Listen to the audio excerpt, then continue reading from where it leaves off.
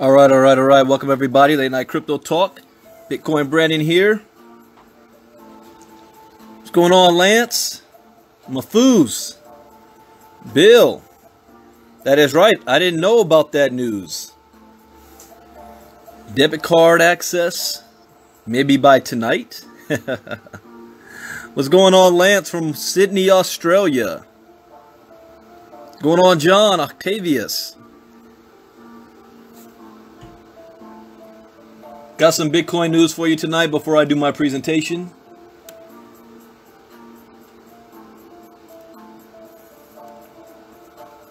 As a disclaimer, I am not a licensed financial advisor to be dispensing financial advice. I read the news, give my opinion, share information.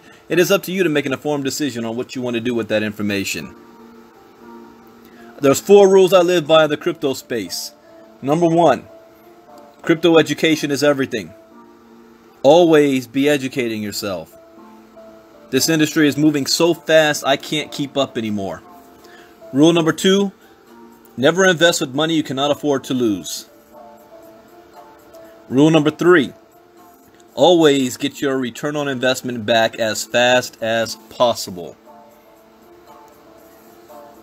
And rule number 4, what is your game plan? Where do you see yourself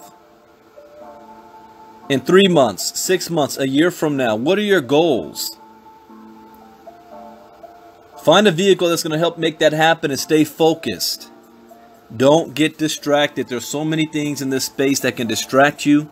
And remember, you are working with limited resources. Now, this does not guarantee that you'll have success, but it will at least limit your risk so you don't have an $80,000 learning lesson. And that's the best that we can ask for. What's going on, Sean Berry, JJ Lopes, Anthony Pinkston? Good evening, everybody. All right, so let's go ahead and get started here.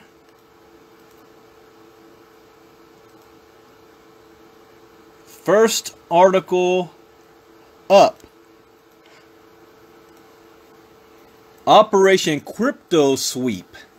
US and Canada investigate 70 cryptocurrency ICO scams. Understand, at least 80% of all the ICOs out there are either scams or not going to make it. That doesn't mean you can't make money off of them, because you still can, but you just have to realize and recognize what it is. U.S. and Canadian regulators have opened up about 70 investigations into cryptocurrency scams and fraudulent ICOs as part of a wide-ranging coordinated crackdown called Operation Crypto Sweep. The North American Securities Administration Association said it has sent cease and desist letters to operators of what they believe are sham crypto companies in more than 40 jurisdictions across the United States and Canada. The actions announced today are just the tip of the iceberg, NASA President Joseph P. Borg remarked in a May 21st statement. Since May 1st, Operation Crypto Sweep has resulted in 35 enforcement actions and the opening of nearly 70 investigations or inquiries. The NASA task force, which was formed in April 2018, they couldn't come up with another name than NASA. I mean, really? Anyways, also found 30,000 cryptocurrency-related domain name registrations, many of which warrant investigation. Borg said one of the top goals of Operation Crypto Sweep is to raise public awareness of the con artists preying on consumers in the unregulated cryptocurrency market. Crypto criminals need to know that state and provincial securities regulators are taking swift and effective action to protect investors from their schemes and scams, he said. Borg also underscored that many digital currency investments are legitimate, but consumers should exercise due diligence before investing their money. Not every ICO or cryptocurrency-related investment is fraudulent, but we urge investors to approach any ICO or cryptocurrency-related investment product with extreme caution. Operation Crypto Sweep comes shortly after a finding that fraud is alarmingly widespread among crypto investment promoters, according to a report by the Texas SEC, Securities Board. Texas leads the United States in cryptocurrency crackdowns.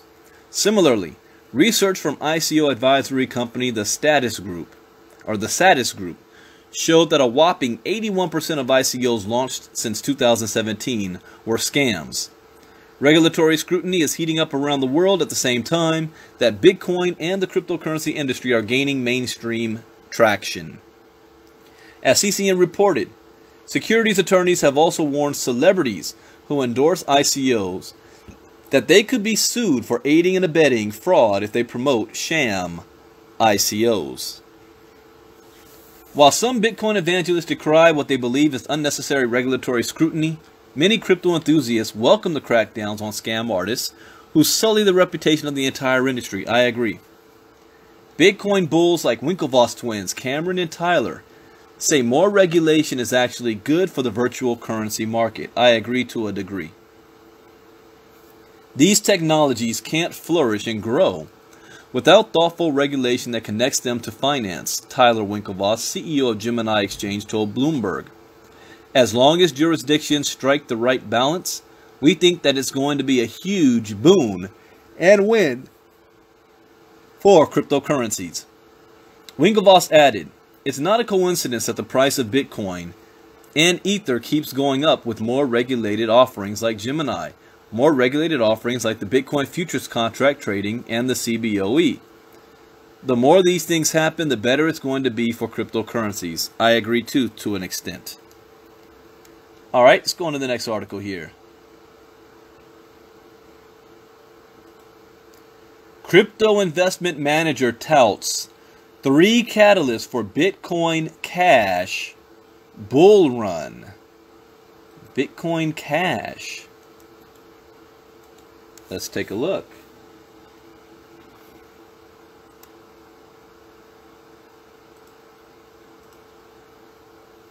Cryptocurrency portfolio manager Brian Kelly has been touting Bitcoin Cash for weeks, and now he's doubling down on his bullish call. Bitcoin Cash outperformed other leading digital currencies, the latter of which have taken it on the chin in recent weeks. The Bitcoin Cash price advanced 6% over the last month compared to declines of 5%, 9%, and 11% for Bitcoin, Litecoin, and Ripple, respectively. Kelly on CNBC made the case for Bitcoin Cash.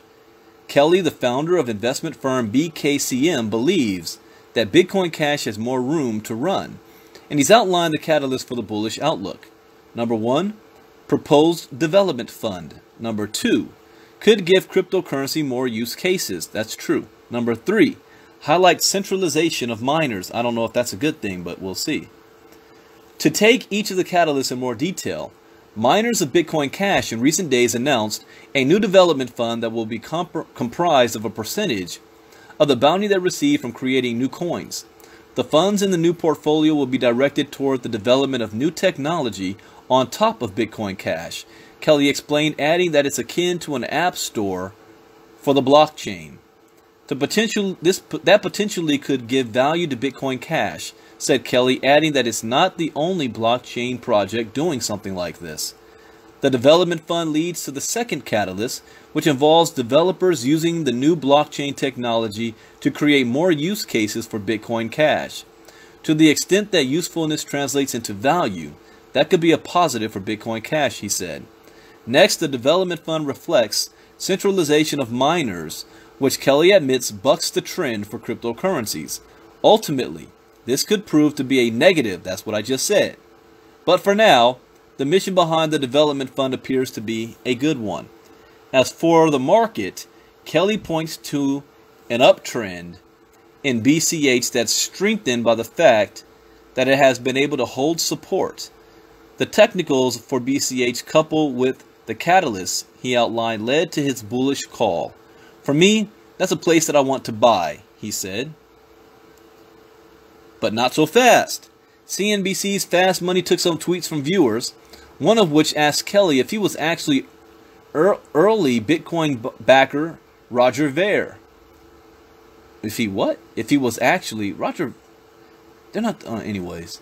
Ver, who is also known as Bitcoin Jesus, is a proponent of Bitcoin Cash over Bitcoin Core. CNBC said they get a number of tweets basically accusing the business network of performing pump and dump schemes. One such accusation came from a Twitter user by Samson Mao, who Mao said Kelly has since blocked. Says collecting some gems for SEC enforcement to take a closer look at CNBC Fast Money, CNBC pumping and dumping altcoins on their viewers. Enough is enough. If you have more tweets, post below and I'll add them to the moment. Meanwhile, CNBC host Melissa Lee responded on the air broadly to an accusation, saying that is absolutely not the case. We do not take any payments to promote anything on this show. Nothing. No, you just sometimes mislead the public. Why? Because back in December, you know what they were doing? Beginning of December, they were saying that Bitcoin, you know, it's just hype. It's a bubble. It's going to pop. That was when it was around $11,000, $12,000. It started to rise rapidly. Then it got up to 13,000, 14,000, 15,000. Then they started changing their tone by saying, oh no, you know, the Bitcoin craze is here. It is shooting to the moon. You might want to get some Bitcoin. The Bitcoin craze is here. All the way up to $19,800 a coin. And then the CME and the CBOE came involved. The big boys came in. They put their futures contracts in place. Forced the market back down. It drops to 12,000 in a somewhat market correction. And you know what these same guys said? Oh, we told you the bubble was going to pop. You better start selling your coins. You're going to lose all your money. It's going down. And it didn't. But you know how many people lost money off of what they said? Because they did the worst thing possible. They informed the public to buy high so that they don't miss out on the boat. And then when it started to correct and drop, they told the public to sell so you don't lose everything. You don't buy high and sell low. You do the opposite. You buy low and sell high. Always watch who you're listening to. This is why crypto education is so important. All right, let's go on to another article here, and this one's interesting. The Federal Reserve has something to say. And are you not surprised by this? The Federal Reserve's Kashkari rips cryptocurrency market. It has become a farce. Why? Why has it become a farce? It started at Bitcoin 0.008 cents with a total market cap of, I don't know, 10 million. And now Bitcoin is worth, well, just below $8,000. And market cap's over $370 billion. What are you talking about? It's the complete opposite of what you say. And they know it as well. Because they say one thing, and then they do something else. They're getting prepared for the Fed coin. So, here's what this article has to say. Neil Kashkari, the president of the Minneapolis Federal Reserve, slammed the cryptocurrency industry, saying it has become a farce due to unregulated chaos and escalating fraud. What escalating fraud? A report already came out that only 0.6%, about 0.5% of all crypto-related activity is fraudulent. You realize that? 0.6%. Yet, 99% of all fraudulent activity in the world is being used with fiat money that they oversee. So he's poking at 0.5% while sitting on 99%. Watch who you're listening to. Here's what he says. Kashkari made the biting remarks at Bay College in Escanaba, Michigan. If I was in that college, I would have stood up and booed him off the stage. Sit down, boo, you don't know what you're talking about. Where he expressed dismay at the proliferation of scams in the nascent crypto ecosystem. It's a clever idea that some people came up with, really. but now it's being taken to ridiculous extremes, Kashkari said. The barrier to entry into creating a new cryptocurrency is zero. And what's your point to that? See, the bottom line here is that they don't control it. They want a barrier in place. The wrong people are making money. Do you guys get it? That's what he just said it here. The barrier to entry to creating a new cryptocurrency is zero. Know your history. In the entire history of the United States up to the 1860s, anybody could have made their own money to barter and trade with. Did you know that? You could compete with the federal coin. The only entity that was not allowed to do so were the states themselves, but citizens could. And people like Kashkari and the Federal Reserve changed that law in the 1860s. Why? So that they can control it. He added, if you can dupe enough people, really, to buy it, you can pretend that you've launched something. Aren't you duping us to using the US dollar that's worth only 5% of what it was 100 years ago? And inflation is eating it up every year? What could you have bought $20 at the grocery store in the 70s compared to $20 in the grocery store today? What, a Kit Kat? You could, in the 70s, you could fill up a whole grocery cart with 20 bucks. Today, you might get some milk, bread, and eggs.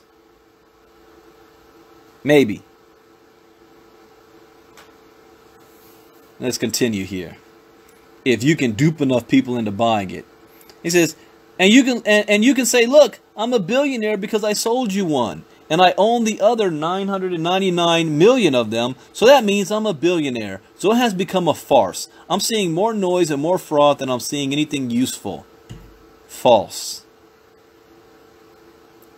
False. I would stand up and say, back up what you're saying. Show me some facts. Show me some data as to what you're saying is actually true. Because contrary to popular belief on his side, the SEC has been doing a pretty good job of shutting crap down in the crypto world. Ask everybody who lost a gang of money in 2017 because of the SEC shutting stuff down. So I don't know what he's talking about here. Then he goes on. Kashkari's skepticism doesn't mean he has no faith in the future of Bitcoin or other cryptocurrencies, but more so that he believes many will drop off through a natural thinning of the herd, as it were. Now that may be true. Same with the .com era, in the early days of the internet, with companies, with anybody, any nerd in his mom's basement that knew how to build a website could start a company with an idea and sell it to a bigger company for $100 million. And that happened a lot in the 90s. Because it was the early days, the early stages. That's where we are right now. Hasn't matured yet. So does that mean it's always going to be a farce? No, Kashkari said. There will probably be a shakeout and maybe a handful of things will end up surviving. I agree with that. I believe that 80% of the coins out there today aren't going to survive. It's my own opinion. This is not the first time that Kashkari has trashed the crypto market. Oh, wait. Let me also clarify something when I make that statement. Same goes for true and traditional business. 90% of new businesses fail in their first to 3 years. And then 90% of those that do make it fail in the first 5 years.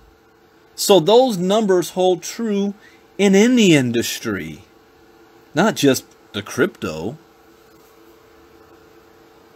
Kashkari is part of the here we go, blockchain, not Bitcoin movement. They love the technology. They don't like the coin.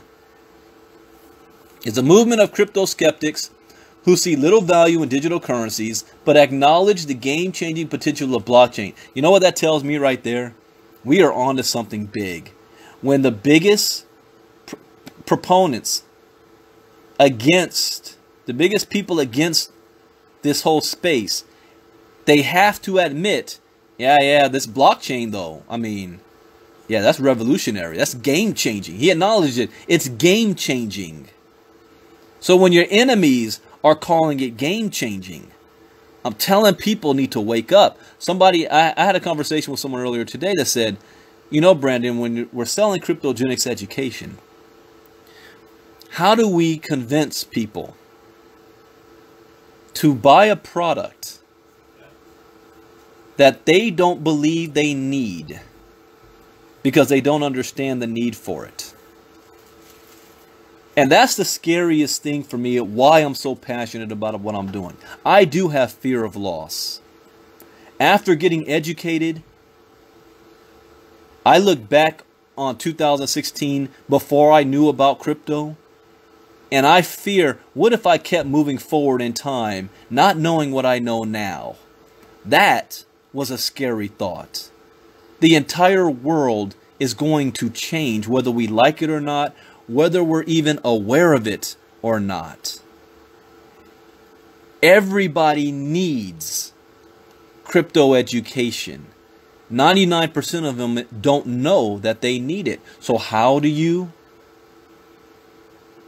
change that dynamic?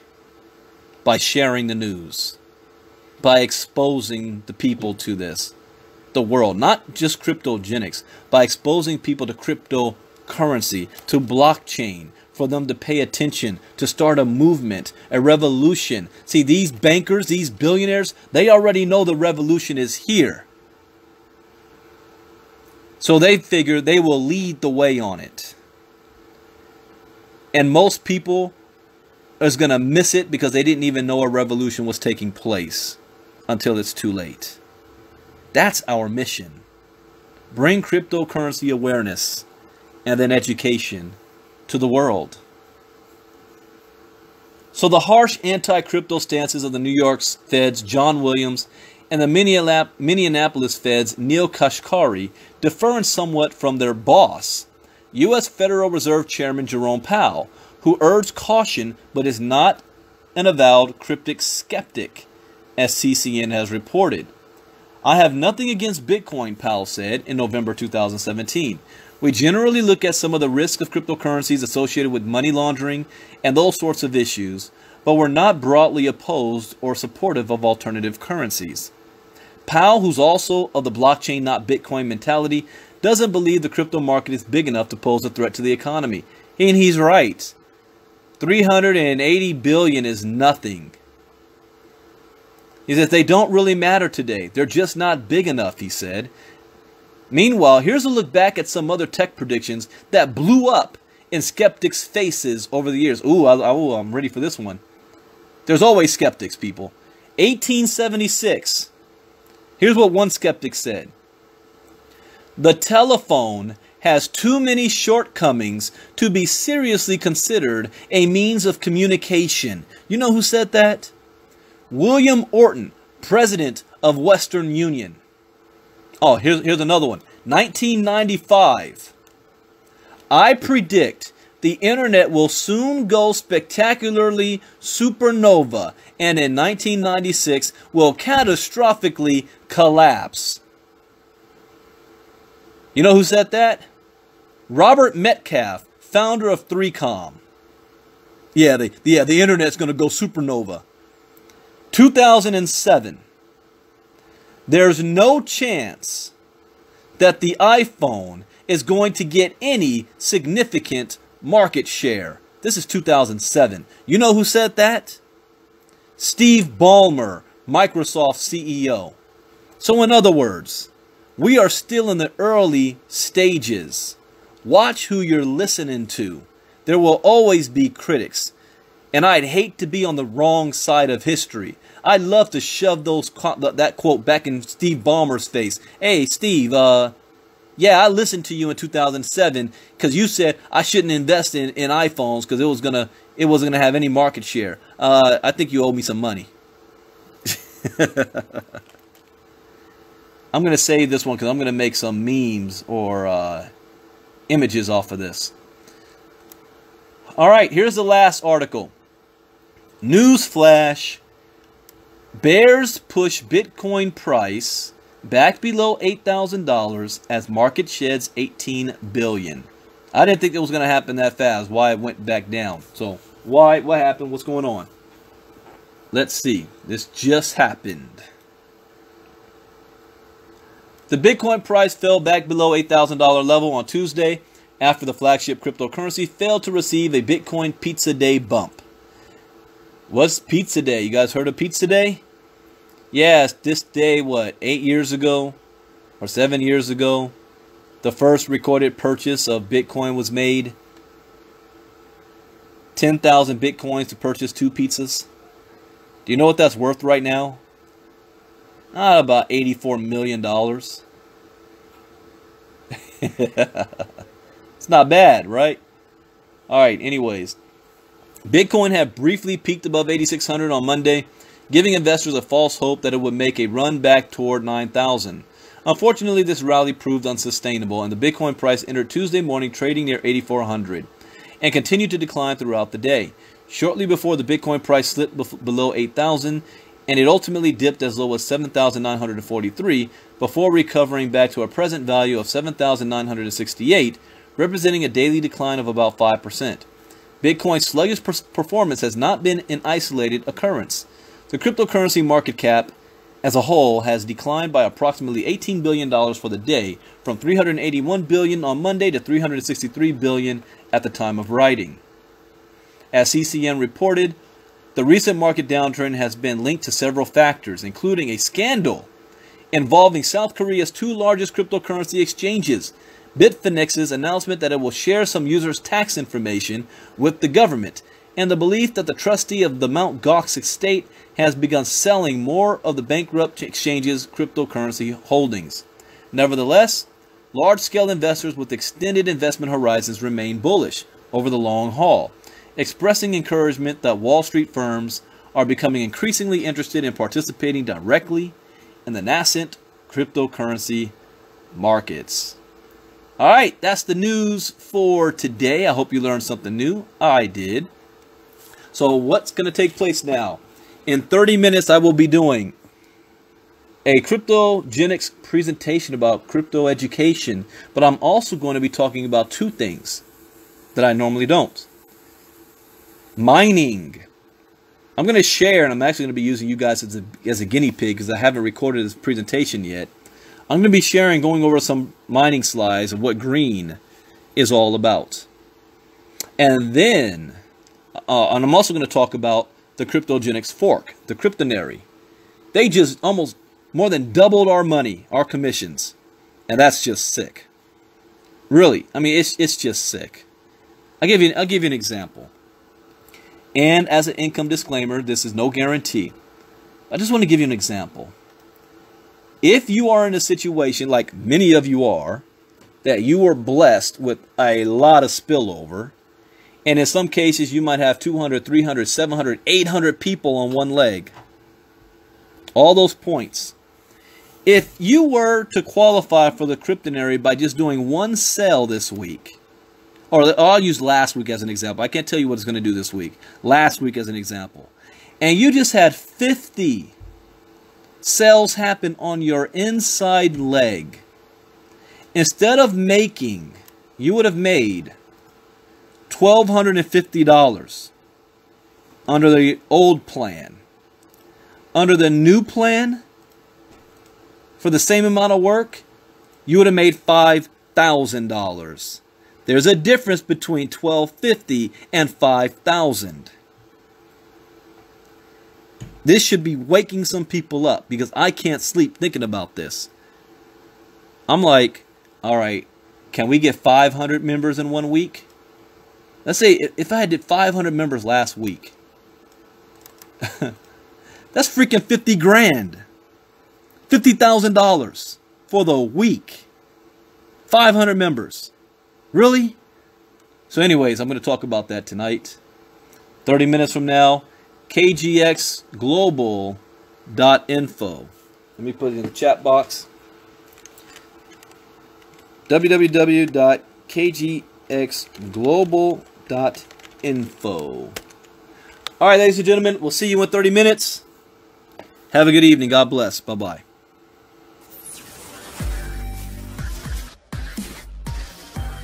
Crypto Gen X.